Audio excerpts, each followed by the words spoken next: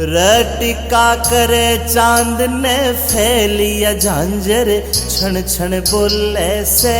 रटिका करे चांद ने फैलिया झांझर क्षण क्षण बोले से। कंगन पूरा रूप समारे राज कोई झुमके खोले से।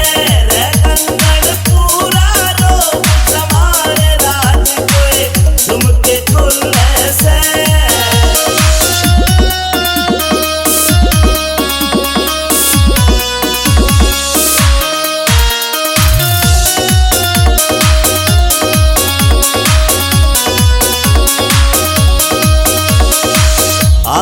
में सुरमा घाल्या और बदल दिया माहौल परी।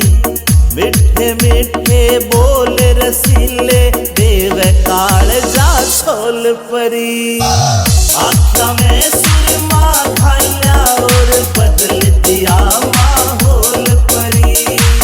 मिठे मिठे बोल रसीले देव काल जा छोल परी।